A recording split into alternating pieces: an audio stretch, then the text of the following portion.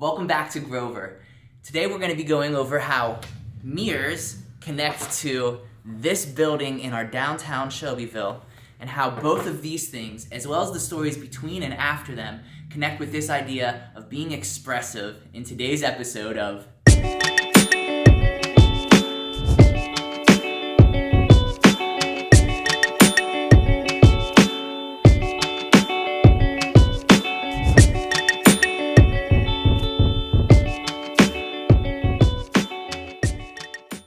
Welcome back to our archives. And like I was saying upstairs, today we wanted to talk about being expressive, this idea of conveying thoughts or feelings, whether that be through art, through talking, through music, whatever it might be. And the person that we thought best exemplified that in our local history books here was a gentleman by the name of Frank Rembusch.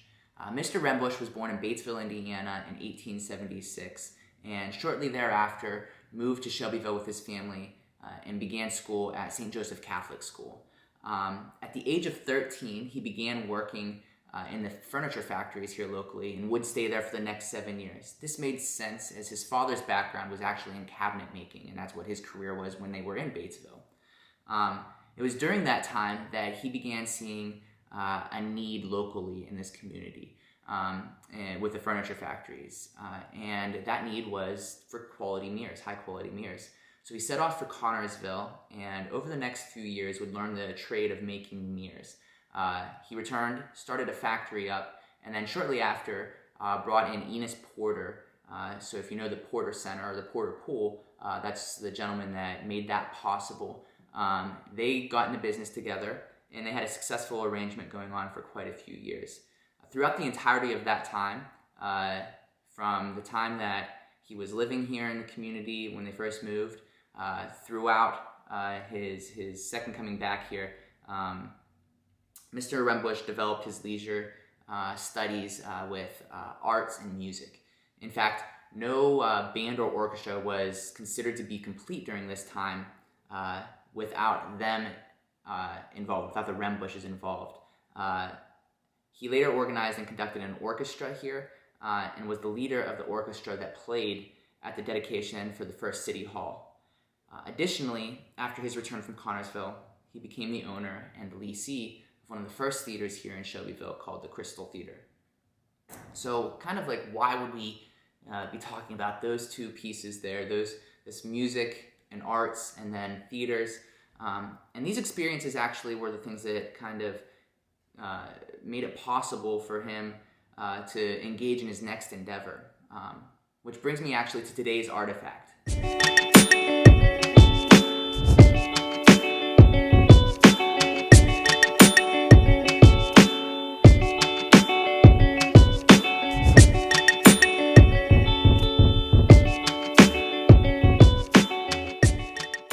So that movie theater right there that you saw was the Alhambra Movie Theater, and it was opened by Mr. Rembusch in 1913 as one of the very first movie theaters built specifically for showing movies. Prior to all of this, theaters were designed for vaudeville acts, for plays, for musicals, things of that nature. And as this new technology came out, Mr. Rembusch saw it as an opportunity to build the very best theater or movie theater that money could possibly afford back then. More importantly, and moreover, it also featured Mr. Rembusch's patented reverse mirror screen, the very first movie theater to ever feature this. As we talked about earlier in the video, Mr. Rembusch had a background in designing mirrors and building and making mirrors. His background in this and his know-how gave him the scaffolding to design the best version of a movie screen that existed back then.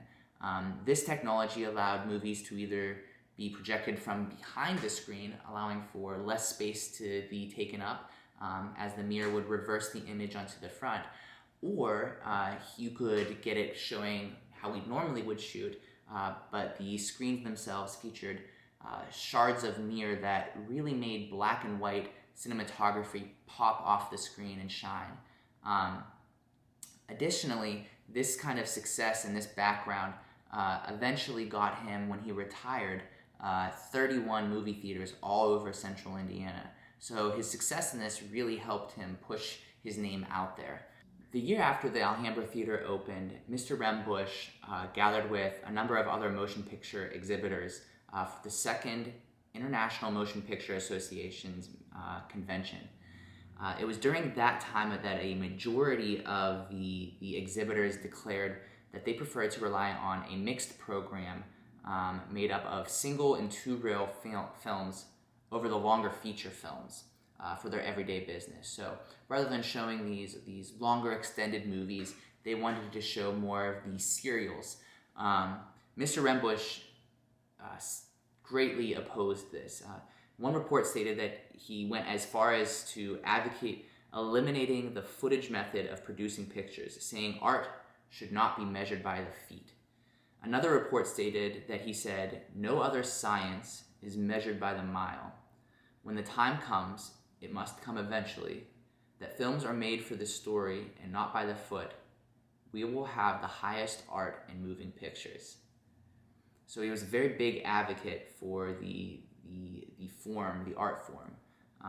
Additionally, in another moment of defending expression, Mr. Rembusch went against the Columbus city government in 1926. It was during that time that blue laws were still in effect, in which you couldn't conduct business on the Sabbath. Mr. Rembusch decided to show a movie, as all of the other theaters that he had owned were able to show movies around central Indiana on Sunday. He showed a movie in Columbus at the Crump on a Sunday, and it set off a whirlwind of events. He was first arrested during that first showing, along with a few others. There was a trial that they had, and during the interim of that time, during the month of August, he kind of cooked up a few more schemes to try to show movies on Sunday, including renting the theater to a gentleman named Oscar Kushner. He was a man of Jewish faith from Indianapolis. Rembusch's defense of this was that it was not this man's Sabbath on Sunday, but on Saturday. The city government of Columbus kind of saw through that scheme and said that it was still absolutely not okay to do. It was breaking the law. And this back and forth with the law kind of carried on through the rest of that month, the rest of the month of August, until Mr. Rembusch finally relented. 3 years later, with the talkies now coming out, he began his crusade, I guess you could say, once again. Theater owners and managers throughout the central part of Indiana kind of tuned in and were paying attention to the developments that happened there. After one arrest during that time and one shutdown, Mr. Rembusch decided to switch his tactics again. Rather than relying or trying to trick the local government into letting him show movies, he decided to convince the local population there to kind of get on board with him. Over the next few weeks, he had free showings on Sundays. Public opinion on those Sunday showings started to sway toward showing them on Sundays.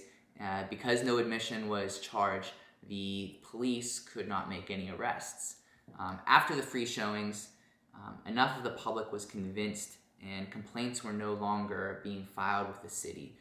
So that allowed it to kind of free up a little bit. And on Sunday, April 29th, 1929, Mr. Rembusch claimed a victory, showing his first legal, for-profit Sunday showing.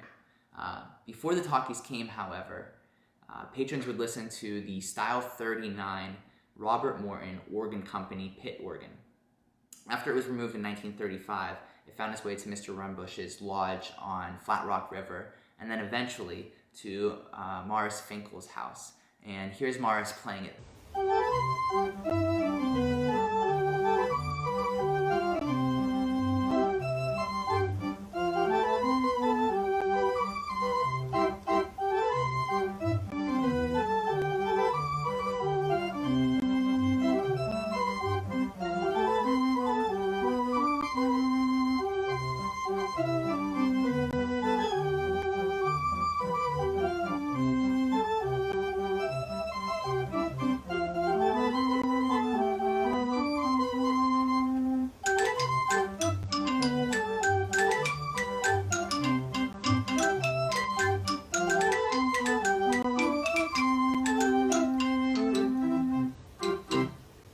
Mr. Rembusch passed away in 1936, it said in his obituary that he was the owner of a set of robes owned by the Mad King of Bulgaria.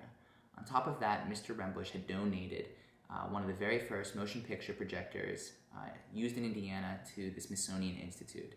Clearly, Mr. Rembusch cared deeply about expression and about the filmmaking legacy. However, it's not in just these two areas that we see or feel his legacy. The screens that we had talked about earlier weren't just made and distributed here locally or in the state of Indiana. They actually had a global impact and were used across the world. The reason behind this was because they greatly improved the quality and the clarity of film when it was just in its infantile state. Rembusch would later go on to be the president of the Motion Picture Congress of America. This was a group that represented independent film exhibitors and fought against block bookings, the rental rates that were being pushed out and offered by major producing companies. He fought against monopolistic practices that large studios were trying to put into place, and a few of his championed cases actually made their way before the Supreme Court. Not only that, we can see the impact today in the form of his theaters and the buildings that his theaters were once in, standing across the state of Indiana. With that being said, I'm going to turn it over once more to the Style 39 Robert Morgan Organ Company organ, pit organ, and I hope you guys enjoy. Have a great day, and I'll see you next week. Bye.